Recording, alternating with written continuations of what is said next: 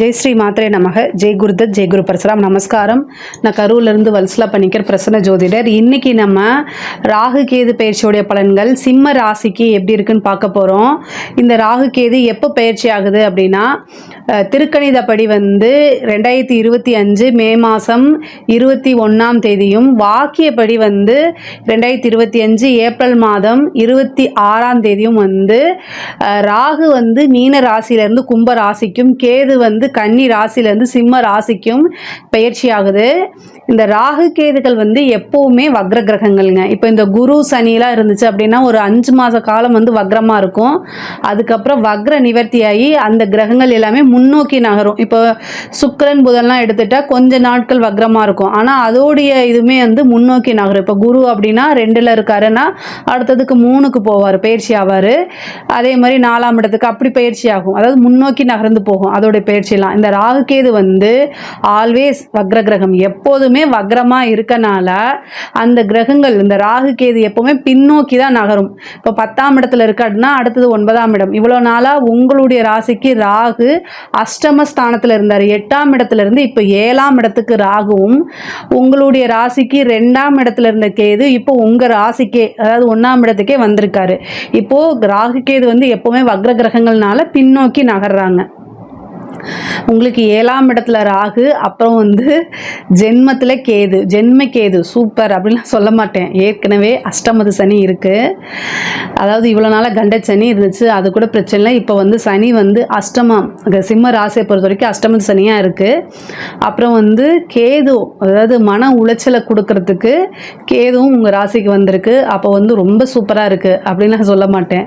But ஆனால் பொறுமை, தெளிவு, ஒவ்வொரு விஷயங்களையும் எப்படி ஹேண்டில் பண்ணணுங்கிற தெளிவு, நிதானம், இது எல்லாமே ரொம்ப ரொம்ப தேவை. இதுக்கு என்ன பண்ணணும் அப்படின்னா மெடிடேஷன் பண்ணணும். உங்களை சுற்றி, அதாவது உங்களுக்குன்னு நம்பிக்கைக்குரியவர்கள் நல்லவர்கள் இருப்பாங்க. உங்களுடைய வளர்ச்சியை தன்னோட வளர்ச்சியாக நினச்சி மகிழ்ச்சி அடையக்கூடிய நபர்களை தேடி கண்டுபிடிச்சி அவங்கக்கிட்ட ஒப்பீனியன் கேளுங்க. சரிங்களா? அது உங்கள் பெற்றோர்களாக இருக்கலாம் அல்லது நண்பர்களாக இருக்கலாம், யாராக வேணால் இருக்கட்டும். இப்போதைக்கு உங்களுக்கு அவசியமானது அந்த ஒரு நபரை தேடி கண்டுபிடிச்சி வச்சுக்கிறது தான். சரிங்களா? இந்த 1.5 வருஷ காலகட்டம் மிகப்பெரிய லெவலில் கஷ்டங்கள் அப்படிங்கிறது தாண்டி வரணும். ஒருத்தருடைய லைஃப்பில் எப்போவுமே சந்தோஷம் மட்டும் இருக்காது. ஸ்வீட்டே சாப்பிட்டுட்டு இருந்தால் திகட்டாதா, அது மாதிரி வாழ்க்கையில் கஷ்டம் இருக்கத்தான் செய்யும். ஆனால் அதை தாண்டி வரத்தான் செய்யணும். ஸோ இந்த 1.5 வருஷத்துக்கு இப்போ ஒரு சிலர்லாம் சொல்லுவாங்க கேது சூரியன் வீட்டில் இருக்குது, ஸோ அப்போ சூரியன் வீட்டில் அது நெருப்பு, அப்புறம் சூரியனுக்கு மீது, அப்படிலாம் கிடையாது. ராகு கேது எப்போவுமே அதாவது ஜென்மத்தில் வந்தால் கஷ்டம்தான். நம்ம மனசை சுக்குநூறாக உடைச்சிட்டு அதுக்கப்புறம் தான் போவாங்க. அவங்களுடைய வேலையை அவங்க செவ்வனே செய்வாங்க. நிறைய பேர்த்துக்கு சிம்ம ராசியில் இருக்கவங்களுக்கு கிட்டத்தட்ட ஒரு 10 நாளுக்கு முன்னாடியே தெரியும் இந்த ராகு கேது பயிற்சியோடைய வேலை நல்லாவே தெரியும். இதில் மகம், பூரம், உத்திரம் இந்த நட்சத்திரக்காரர்கள், முக்கியமாக உத்திர நட்சத்திரத்தில் கேது ஃபஸ்ட்டு வரும்போதே அதோடைய வேலையை காமிச்சிருவார். ஸோ மெயினாக மன ரீதியாக நிறைய கஷ்டங்கள்லாம் இருக்கும். இந்த கஷ்டங்களை தாண்டி வர பழகிக்கங்க. மெயினாக ஒரு விஷயத்தை பர்ஃபெக்டாக செய்யணும் அப்படின்னு பிளான் போட்டு வச்சுக்கணும். நீங்கள் பிளான் போட்டு வச்சுக்கிட்டு செயல்படக்கூடிய நபர். அந்த பிளானெல்லாம் இப்போ செல்லாது. நான் சிரிக்கிறேன்னு நினைக்காதீங்க. அதாவது துன்பம் வரும் வேளையில் சிரித்து கடந்து வர பழகிக்கணும். அதனால் நான் சிரிக்கிறேன், வேறு ஒன்றும் இல்லை. எல்லாருமே இந்த ராகு கேதுவோடைய பிரச்சனைகளில் இருந்து கஷ்டப்பட்டு தான் முன்னேறி வருவாங்க. அதே மாதிரி பழகிக்கங்கன்னு சொல்கிறேன். பொதுவாகவே சிம்ம ராசிக்காரங்க நல்ல இன்டெலிஜென்ட்டாக இருப்பீங்க. நீங்கள் நல்ல நாலேஜு, நல்ல நிர்வாக திறமை உங்களுக்கு இருக்கும்.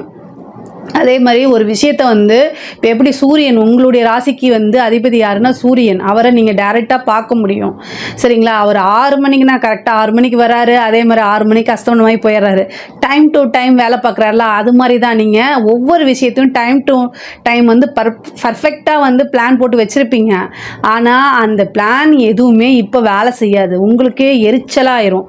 என்னடா அது நம்ம கரெக்டாக செய்கிறோம், ஏன் இப்படி ஆகுதுன்னு ஒரு டைம் பார்ப்பீங்க, 2 டைம் பார்ப்பீங்க. உங்களுக்கு உங்களுக்கும் பொறுமை இருக்குல்ல, அந்த அப்படியே பொறுமை எல்லை மீறி போய் அப்படியே வெறுத்து போய் உட்காருவீங்க.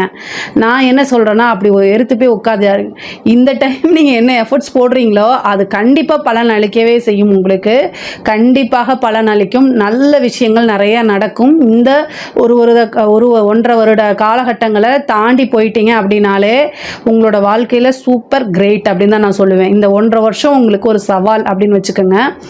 எல்லா விஷயங்களையுமே நீங்கள் எடுத்த காரியங்கள் எல்லாமே வந்து ஒரு தடைக்கு பின்பு தான் உங்களுக்கு சாதிக்க முடியும். சோதனை காலகட்டத்துக்கு அப்புறம் சாதனை காலகட்டம் வச்சுக்கோங்களேன்.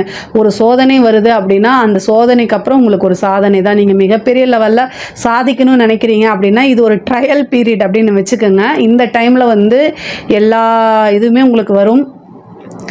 எதுவுமே வேண்டாம்ப்பா அப்படின்னு சொல்லிட்டு அமைதியாக நீங்கள் உண்டு உங்கள் வேலை உண்டு அப்படின்னு இருந்தால் கூட என்ன இந்த வேலையை போய் செய்கிற அப்படின்னு உங்கள் மனசை குத்தி கிழிக்கிறதுக்கே வருவாங்க. ஏன்னா 7ஆம் இடத்துல ராகு உங்கள் மனசை எப்படியாவது காயப்படுத்தி அதை கிழித்து தைச்சு என்னென்னலாம் செய்யறதுக்குன்னே ஆளுங்க வருவாங்க. அவங்க கிட்டேருந்து நீங்கள் என்ன செய்யணும், தூரம் ஓடி போய் ஒளிஞ்சுக்கணும். இந்த டைமில் அவங்க இதுக்கவெல்லாம் முடியாது. அமைதியாக கடந்து போய்க்கணும், இல்லைன்னா ஒளிஞ்சுக்கணும், மறைஞ்சு வாழ்ந்துக்கணும். அப்படி தான் நீங்கள் இருந்துக்கணும். உங்களை சுற்றி நிறைய பேர் வந்து பொதுவாகவே சிம்மராசிக்காரங்க வந்து பர்ஃபெக்டாக இருப்பீங்க, எல்லாத்துலேயும் ஈஸியாக ஜெயிக்கக்கூடியவங்களாக இருப்பீங்க. ஆனால் என்ன அப்படின்னா உங்களுக்கு அதுலேயே வந்து உங்களுக்கு 7 6 நபராக இருக்கார். அப்போது உங்களுடைய ஆப்போசிட்டில் இருக்கவங்க ஒரு நண்பர்களாகவும் இருக்கலாம், அல்லது உங்களோட வேலை பார்க்குற இடத்துல ஒரு ஃப்ரெண்ட்ஸாக இருக்கலாம். ஆனால் அவங்க உங்கள் மேலே எப்போவுமே ஒரு ஜெலஸாகவே இருப்பாங்க. இதை நல்லா ஞாபகம் வச்சுக்கோங்க.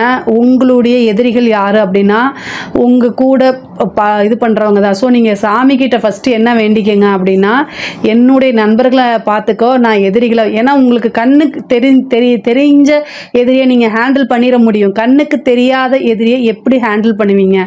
இதனால் கடவுள் வழிபாடு பண்ணுங்கள். இறை வழிபாடு மட்டும்தான் உங்களைய நிம்மதியாக காலத்தை கடத்திட்டு போகிறதுக்கு உதவியாக இருக்கும்.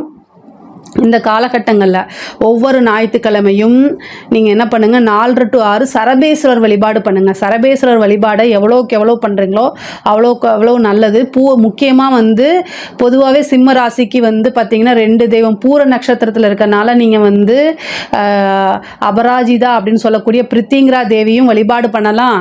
அதே மாதிரி சரபேஸ்வரர் வழிபாடும் பண்ணலாம். பூர நட்சத்திரத்திலே அவங்க இருக்கனால அந்த தேவி வழிபாடு சொன்னேன். ஆனால் பொதுவாக சிம்ம ராசிக்கு சரபேஸ்வரர் வழிபாடு ரொம்ப ரொம்ப சூப்பர். நீங்கள் எந்த அளவுக்கு வழிபாடு பண்ணுறீங்களோ அந்த அளவுக்கு கண்டங்கள்ல இருந்தும் மன கஷ்டங்கள்ல இருந்தும் கடந்து வரத்துக்கு இந்த தெய்வம் வந்து உறுதுணையாக இருக்கும். தெய்வ வழிபாடு தான். திக்கற்றவர்களுக்கு தெய்வமே துணை. ஸோ திக்கற்றவர்களுக்கு தெய்வமே துணை. அதனால் இந்த விஷயங்களெல்லாம் கடந்து வரணும் அப்படின்னா தெய்வ அனுகூலம் உங்களுக்கு தேவை. தெய்வ வழிபாடு பண்ணுங்கள். முக்கியமாக வந்து மெடிடேஷன் பண்ணுங்கள். எவ்வளோ மன கஷ்டங்கள் இருந்தாலும் நீங்கள் சொல்ல வேண்டியது இதுவும் கடந்து போகும் அப்படிங்கக்கூடிய ஒரு வார்த்தையை சொல்லிக்கங்க. ஏன்னா உங்களுக்கு நல்ல டைம் வரப்போது, நிறைய சாதிக்கக்கூடிய அமைப்புகள் எல்லாமே இருக்குது. அதனால் இந்த கேது வந்து உங்கள் ஜென்மத்தில் இருக்கும்போது சந்திரன் மேலே கேது அப்படிங்கும்போது மன ரீதியாக பிரச்சனைகள் இருக்குது. அதே மாதிரி தாயாருக்கு வந்து பிரச்சனைகள் இருக்குது. தாயார் வழி சொத்துக்கள் வரும். தாயார் வழி இருக்கக்கூடிய ப்ராப்பர்ட்டிஸ் எல்லாம் இவ்வளோ நாளாக பிரச்சனைகள்லாம் இருந்தால் அது எல்லாமே சால்வ் ஆகும். அதே மாதிரி தாயாருடைய தேக ஆரோக்கியத்தில் ரொம்ப கவனமாக இருக்கணும். தாயாருக்கு உடல் ரீதியாவோ அல்லது ஆயுள் ரீதியாவோ பிரச்சனைகள் இருக்குது. அதனால் இந்த தெய்வ வழிபாட்டை பண்ணிக்கோங்க. 7ஆம் வீட்டில் இருக்கக்கூடிய ராகு வந்து என்ன பிரச்சனையை கொடுப்பாரு அப்படின்னா, உங்களுக்கு லைஃப் பார்ட்னராக இருந்தாலும் சரி அல்லது பிஸ்னஸ் பார்ட்னர் இருந்தாலும் சரி, அவங்க கிட்ட இருக்கக்கூடிய நன்மைகளை எடுத்துட்டு தீமையை மட்டும் உங்களுக்கு தெரிகிற மாதிரி வைப்பார். அவங்களுடைய வாக்குவாதம், சண்டை சச்சரவுகள், பிரிவினை அப்படிங்கிறது உறுதியாக இருக்குது. அதனால் கவனமாக இருக்கணும். உங்களுக்கு என்ன மன கஷ்டமோ, அதாவது நீங்கள் எவ்வளோ மைண்டு நான் ஸ்ட்ராங்காக இருப்பேனாலுமே கிரகங்களுக்கு வீக் பாயிண்ட் ரொம்ப நல்லா தெரியும். உங்களை விட உங்களுக்கு எது வீக் பாயிண்ட்டு, எது வீக்னஸ் அப்படின்னு உங்களுக்கு தெரியுதோ இல்லையோ, இந்த ராகு கேதுக்கள் ரொம்ப நல்லா தெரிஞ்சு வச்சுருப்பாங்க. ஸோ உங்களுக்கு எங்கே வலிக்குமோ அங்கே மட்டும்தான் அந்த கிரகங்கள் அடிக்கும். ஸோ உங்களுக்கு எது மனசை கஷ்டப்படுத்துமோ அந்த விஷயங்களை மட்டும்தான் செய்ய போகுது. அதுக்கு நீங்கள் ப்ரிப்பேராக இருக்கணும். அது வந்து ஒரு சிலருக்கு வந்து பார்த்திங்கன்னா லைஃப் பார்ட்னர் பிரியறதுக்கு உண்டான வாய்ப்புகள் இருக்குது. அதாவது கணவன் மனைவியிடையே இந்த காலகட்டத்தில் அனுசரணைங்கிறது ரொம்ப ரொம்ப முக்கியமானது. ஹஸ்பண்ட் அண்ட் ஒய்ஃபு வந்து ஏன்னா 6ஆம் அதிபதியே 7ஆம் அதிபதியாக இருக்கார் உங்களுக்கு சனி. அவர் அஷ்டமத்துக்கு போயிருக்காரு. போதாதுக்கு கலத்திர ஸ்தானத்தில் 7ஆம் இடத்துக்கு ராகு வந்திருக்காரு. இந்த ராகு வந்து 7ஆம் இடத்துக்கு வரும்போது வேறு நபர்களுடைய தலையீடுகள் இருந்தால் அதை தயவு செய்து அவாய்ட் பண்ணிடுங்க. உங்களுக்கு ஒரு மாரல் சப்போர்ட்டு இல்லை எமோஷனல் சப்போர்ட்டு இந்த மாதிரி விஷயங்களை ஒதுக்கி வச்சுருங்க. உங்களுடைய அதாவது பெண்ணாக இருந்தால் ஆணாக இருந்தால் மனைவி கூடயும் பெண்ணாக இருந்தால் கணவன் கூடயும் அனுசரித்து போகணும். அவங்க சொல்லக்கூடிய விஷயங்கள் இப்போ உங்களுக்கு கசப்பாக இருக்கலாம், ஆனால் பின்னால் அதை யோசித்து பார்க்கும்போது இதுதான் கரெக்ட் அப்படின்னு உங்களுக்கு படும். அதனால் இந்த காலகட்டங்கள் மற்றவங்க யாராவது அட்வைஸ் பண்ணுறதெல்லாம் ரொம்ப கஷ்டமாக இருக்கும். பட் ஆனால் வந்து ஒவ்வொரு விஷயத்தையும் நிறுத்தி நிதானமாக யோசிக்கணும். உறவுங்கிறது வந்து கட்டி காப்பாற்றக்கூடியது. அதுதான் நமக்கு கடைசி வரைக்கும் துணை இருக்கணும். காசு பணத்தினால ஒரு உண்மையான அன்பை வாங்க முடியாது. அதாவது ஆர்டிஃபிஷியலாக எல்லாமே வாங்கிக்கலாம். அதனால் லைஃப் பார்ட்னருங்கிறது ரொம்ப முக்கியம். பிஸ்னஸ் பார்ட்னர்னா இவர் இல்லைன்னா இன்னொருத்தங்க, ஆனால் லைஃப் பார்ட்னருங்கிறது ரொம்ப முக்கியங்கிறதுனால உறவுகளுக்கு முக்கியத்துவம் கொடுங்க, அனுசரணை பண்ணிக்கோங்க. சிம்ம ராசியை பொறுத்த வரைக்கும் நான் நிறைய வீடியோவில் சொல்லியிருக்கேன், அனுசரணைங்கிறது உங்களுக்கு ரொம்ப குறைவாக இருக்கும். அதுவும் மக நட்சத்திரத்தில் பிறந்துட்டா ஒரு பழமொழி இருக்குது, மகம் ஜெகமாலுன்னு. என்னமோ பெரிய லெவலில் அவங்களுக்கு இந்த உலகத்தையே நான் தான் கட்டி காப்பாற்றுறேன் கூடிய எண்ணம் இருக்கும். அந்த எண்ணத்தெல்லாம் தூக்கி போட்டுருங்க. அட்ஜஸ்ட்மெண்ட் இல்லை, உங்கள் வாழ்க்கையை தொலைச்சிருவீங்க. இது வந்து நீ ஏற்றுக்கிட்டாலும் சரி ஏற்றுக்கலைனாலும் சரி இதுதான் உண்மை. நிறைய மக நட்சத்திரக்காரங்க ரொம்ப அதாவது அவங்களுக்கு திறமைகள் இருக்குது, நான் இல்லைன்னு சொல்லலை. அதே மாதிரி பேச்சு திறமை மட்டும் இல்லை, செயல்லையும் நிறைய திறமைகள் அவங்க காட்டுவாங்க, உண்மை அவங்க. பட் ஆனால் உறவுகள்னு வரும்போது அட்ஜஸ்ட்மெண்ட் இல்லை அப்படின்னா பிரிஞ்சு போயிடுவீங்க. தனிமரமாக நிற்கிறதுக்கு உண்டான வாய்ப்புகள் இருக்குது. ரொம்ப ரொம்ப அட்ஜஸ்ட் பண்ணி போங்க. உத்திர நட்சத்திரக்காரங்களும் மக நட்சத்திரக்காரங்களும் வந்து பார்த்திங்கன்னா அட்ஜஸ்ட்மெண்ட் பண்ணலை அப்படின்னா லைஃப் வந்து ஸ்பாயிலாக போயிடும். பூர நட்சத்திரம் மட்டும் கொஞ்சம் விதிவிலக்காக இருக்குது. பட் ஆனால் சிம்ம ராசியை ஓவராலாக பொறுமையும் அனுசரணையும் இல்லை அப்படின்னா வாழ்க்கை போயிடும். இதை மட்டும் நான் ரொம்ப ஸ்ட்ராங்காக சொல்கிறேன். ஏன் நீ கமெண்ட்ஸில் வந்து திட்டினாலும் சரி, உங்களோட லைஃப்பில் வந்து நல்லபடியாக நான் இருக்கணுங்கிறதுக்காக இந்த வார்த்தைகளை நான் சொல்கிறேன். இந்த வார்த்தைகள் ஏதாவது ஹர்ட்டாக இருந்துச்சுன்னா சாரி. பட் ஆனால் அனுசரணைங்கிறது ரொம்ப ரொம்ப முக்கியம். கோர்ட்டு கேஸு பிரச்சனைகள்லாம் இருக்குது அப்படின்னா அது ரீதியாக உங்களுக்கு மனசில் வந்து கஷ்டங்களை உண்டு பண்ணும். ஒரு சிலருக்கு காதல் ரீதியாக இருக்கக்கூடிய பிரச்சனைகள், காதல் லவ் சம்மந்தப்பட்ட விஷயங்கள் எல்லாமே வந்து கொஞ்சம் பாதிப்பு. ஒரு சிலருக்கு வந்து பிரிஞ்சவங்க சேர்றதுக்கு வாய்ப்பு இருக்குது. ஆனால் ஏற்கனவே இதாக இருக்கிறவங்களுக்கு வந்து ஏற்கனவே பிரச்சனை இருக்குது உங்களுக்கு அப்படின்னா அந்த பிரச்சனை சால்வ் ஆகிறதுக்கு கூட வாய்ப்பு இருக்குது. ஆனால் பிரச்சனையே இல்லாமல் நீங்கள் லைஃப்பில் சந்தோஷமாக இருந்தீங்க அப்படின்னா சங்கடங்களை சந்திக்கிறதுக்கும் வாய்ப்பு இருக்குது. ஸோ ஏன்னா ராகு கேதுக்கள் வந்து மாற்றி வக்ர கிரகங்கள்னால மாற்றி சில நீ ஹாப்பியாக இல்லையா, சரி பொழைச்சி போ அப்படின்னு விட்டுரும். நீ சந்தோஷமாக எப்படி இருக்கலாம் அப்படிங்கிறத வச்சும் செஞ்சிடும். ஸோ ரெண்டுமே ராகு கேதுக்கள் செய்யும். அதனால் உஷாராக இருந்துக்கிறது நல்லது. பொதுவாகவே கோச்சாரத்தில் நம்மளுடைய ராசி மேலே ராகு கேதுக்கள் வந்து எப்போவுமே நல்ல பலன்களை எதிர்பார்க்க முடியாது. அதனால் எல்லா விஷயங்களுக்கும் தயாராக இருக்கணும். அதுக்காகத்தான் நான் இவ்வளோ தூரம் சொல்கிறேன். அதே மாதிரி பெரிய மனிதர்களுடைய ஆதரவு, சொசைட்டியில் வந்து பேர் புகழ் எல்லாமே கிடைக்குங்க. 7ஆம் இடத்துக்கு வந்திருக்கக்கூடிய ராகு வந்து உங்களுடைய பழக்க வழக்கங்களை நிறைய பெருசு பண்ணி விடும். உங்களுடைய சர்க்கிள் இருக்கு இல்லையா, அது பிஸ்னஸாக இருந்தாலும் சரி, உத்தியோகமாக இருந்தாலும் சரி, படிக்கக்கூடியதாக இருந்தாலும் சரி, என்ன சர்க்கிளில் இருந்தாலும் அந்த சர்க்கிளை வந்து விரிவுபடுத்தி விடும். இந்த டைமை யூஸ் பண்ணிக்கோங்க. இது மூலிமா உங்களுக்கு நல்ல நண்பர்கள் கிடைப்பாங்க. அது மூலிமா உங்களோட டெவலப்மெண்ட்டுக்கு உதவும். முக்கியமாக வந்து பார்த்திங்கன்னா வேறு லாங்குவேஜ் பேசுகிறவங்க, வேறு இனம் மதம் இதெல்லாம் கடந்து உங்களுக்கு ஒரு ஃப்ரெண்ட்ஷிப் கிடைக்கிறதுக்கு உண்டான அமைப்புகள் இருக்குது. ஒரு சிலருக்குலாம் திடீர்னு மேரேஜ் ஆகிறதுக்கு உண்டான வாய்ப்பு இருக்குது. இந்த ராகு கேது வரும்போது இப்போ இந்த லவ் பண்ணிட்டு இருக்கவங்கலாம் வந்து இந்த ரிஜிஸ்டர் மேரேஜு, இந்த ஓடி போய் கல்யாணம் பண்ணுறது இந்த மாதிரி அமைப்பை ஏற்படுத்தி கொடுக்கும். ஆனால் பொதுவாக அது பின்னாடி வாழ்க்கையில் கஷ்டத்தை கொடுத்துரும். அதனால் இந்த ராகு கேது வரும்போது திடீர் கல்யாணங்கிறது பேரண்ட்ஸு பெற்றோர்களுடைய அனுமதியோடு கல்யாணம் பண்ணுங்கள். இல்லைன்னா வாழ்க்கையில் கஷ்டப்படுறது. பேரண்ட்ஸோட சப்போர்ட்கள் இல்லாமல் ஆசீர்வாதம் இல்லாத ஒரு மேரேஜ் அப்படிங்கிறது நல்லது இல்லை. ஆனால் உங்களுக்கு குரு பார்க்குது. மேக்ஸிமம் வந்து வீட்டில் சொல்லி அது கிடைக்கலனா கூட வெயிட் பண்ணி, பர்மிஷன் கிடைக்கல, அவங்களுடைய பிளெஸிங் கிடைக்கலனாலும் பொறுமையாக வெயிட் பண்ணி கல்யாணம் பண்ணுங்கள். இல்லை அப்படின்னா வாழ்க்கையை தொலைச்சிருவீங்க. அது ரொம்ப கஷ்டமாக இருக்கும். ஏண்டா இந்த மேரேஜை பண்ணும் அப்படிங்கக்கூடிய சிந்தனையெல்லாம் கொடுத்துரும். ஸோ கவனமாக இருங்க. அதே மாதிரி சிம்ம ராசியை பொறுத்த வரைக்கும் ஒரு டைம் இல்லை 2 டைம் 3 டைம் ஒரு முயற்சியை போடும்போது ஃபஸ்ட்டு டைமே சக்ஸஸ் ஆகாது. இந்த காலகட்டத்தில் காரியங்கள் வந்து தடைகள் இருக்குது, தாமதங்கள் இருக்குது. ஆனால் எப்போவுமே உங்களுக்கு வெற்றி அப்படிங்கிறது நிச்சயிக்கப்பட்டது. ஸோ அதனால் நீங்கள் லைஃப்பில் உறுதியாக சக்ஸஸ் ஆவீங்க. ஆனால் நான் சொன்ன வழிபாடை பண்ணிவிட்டு பண்ணுங்கள். ஒரு டைம் 2 டைம் உங்களுக்கு ஃபெயிலியர் ஆனால் கூட 3ஆவது டைமு சக்ஸஸை கொடுத்துடும். இந்த ராகு கேது வந்து ஒரு ஸ்பார்க்கு தான். அது வந்து ஃபஸ்ட்டு டைமு மறுபடியும் நீங்கள் ட்ரை பண்ணும்போது அது மிகப்பெரிய பிரம்மாண்ட வளர்ச்சியாக உங்களை பெரிய ஆளாக காமிச்சு கொடுக்குறதும் இந்த ராகு கேது தான். ராகு கேது வந்து போகும்போது உங்களுக்கு ஒரு பெரிய நல்ல நன்மையும் செஞ்சுட்டு போகும். இந்த சாஃப்ட்வேர் சம்மந்தப்பட்டவங்க, ஐடி ஃபீல்டு சம்மந்தப்பட்டவங்களுக்குலாம் நல்ல வளர்ச்சி இருக்குது. சேம் அதை வந்து மிஸ்யூஸ் ஆகாமல் பார்த்துக்கோங்க. மிஸ்யூஸ் ஆகுதுன்னா கவனமாக இருக்கணும். உங்களுடைய சிறு அலட்சியத்தினால பெரிய வாய்ப்புகளை இழக்கிறது, பெரிய விஷயங்களை இழக்கிறது, அதனால் மாட்டிக்கிறது அப்படிங்கிறதெல்லாம் ரொம்ப இயல்பாக நடக்கும். ஒரு மெயில் அனுப்பும்போது கூட, ஒரு செக்கு கையெழுத்து போடும்போது கூட பார்த்து பண்ணுங்க. கம்யூனிகேஷன் சம்மந்தப்பட்ட ஃபீல்டு, ஐடி சம்மந்தப்பட்ட ஃபீல்டெல்லாம் ரொம்ப கவனமாக இருக்கணும். முக்கியமாக சோஷியல் மீடியாவில் இருக்கவங்களுக்குலாம் நெகட்டிவ் இம்பேக்ட் வரத்துக்கு, நெகட்டிவ் பப்ளிசிட்டி வரத்துக்கு வாய்ப்பு இருக்குது. பார்த்து இருந்துக்கோங்க. கலைத்துறை சம்மந்தப்பட்டவங்களும் ஒரு வாய்ப்பு வருதுன்னா இந்த வாய்ப்புக்கு நம்ம என்ன பண்ணணும், என்ன பண்ணக்கூடாதுங்கிறது தெரிஞ்சு ஹேண்டில் பண்ணணும். அதே மாதிரி வந்து ஸோ நெகட்டிவாக உங்கள் மேலே பப்ளிசிட்டி வர்றது, உங்கள் மேலே வந்து தேவையில்லாத அவமான அசிங்கங்களுக்கெல்லாம் ஆளாகிறது, இந்த மாதிரி வரத்துக்கு வாய்ப்பு இருக்குது. கவனமாக இருக்கணும். ஆனால் கலைத்துறை சம்மந்தப்பட்டவங்களுக்கு எனக்கு நெகட்டிவாக பப்ளிசிட்டி ஆனால் போதும்னு நினைக்கிறவங்களுக்குலாம் நல்ல வளர்ச்சி தான்.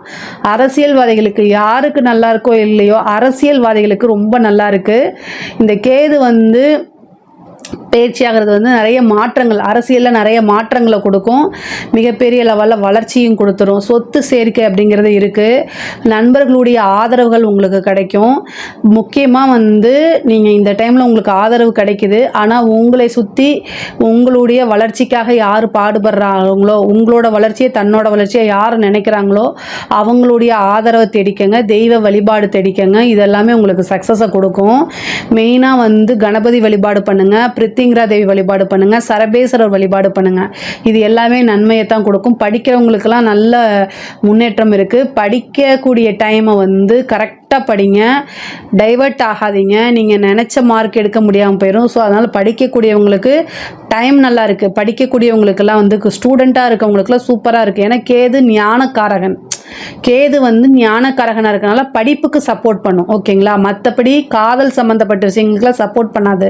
படிக்கக்கூடிய குழந்தைங்கள் படிப்பில் நல்லா பண்ணுங்கள். அதுவும் இந்த நீட் எக்ஸாம்ஸ்லாம் எழுதுறீங்க, ஐபிஎஸ் ஐஏஎஸ் இந்த யூபிஎஸ்சி எக்ஸாம்ஸ்லாம் எழுதுறீங்களா, சூப்பராக இருக்கும். ஏன்னா ஞானக்காரகனே உங்களுடைய ராசியில் வரனால நீங்கள் மிகப்பெரிய லெவலில் சக்ஸஸ் ஆக முடியும். அதனால் உங்களுடைய ஃபோக்கஸை வந்து இன்னும் நல்லா வந்து ஸ்ட்ரைட் ரூட்டாக போட்டிங்கன்னா ஈஸியாக உங்களுக்கு சக்ஸஸ் கிடச்சிரும். பொதுவாகவே மன ரீதியாக இருக்கக்கூடிய விஷயங்களை மட்டும் ரொம்ப ஸ்ட்ராங்காக இருந்துக்கங்க. கணவன் மனைவியிடையே இருக்கக்கூடிய பிரச்சனைகள் வந்து இப்போதைக்கு நீங்கள் எந்த முடிவு எடுக்காமல் அமைதியாக அனுசரணையாக போய் ஸ்ட்ராங்காக இருந்தீங்கனாலே பல பிரச்சனைகள்லேருந்து உங்களால் வெளியில் வர முடியும். ராசியை பொறுத்த வரைக்கும் இந்த ராகு கேது பயிற்சி வழிபாடு பண்ணாலே நிறைய விஷயங்கள் உங்களுக்கு நன்மையாக மாறும். இதில் ஏதாவது உங்களுக்கு சந்தேகங்கள் இருக்குது அப்படின்னா கமெண்ட்ஸில் கேளுங்க. கண்டிப்பாக நம்ம ஆன்சர் பண்ணுறோம். என்னுடைய சேனலை லைக் பண்ணுங்கள், ஷேர் பண்ணுங்கள், சப்ஸ்கிரைப் பண்ணுங்கள். நன்றி, வணக்கம்.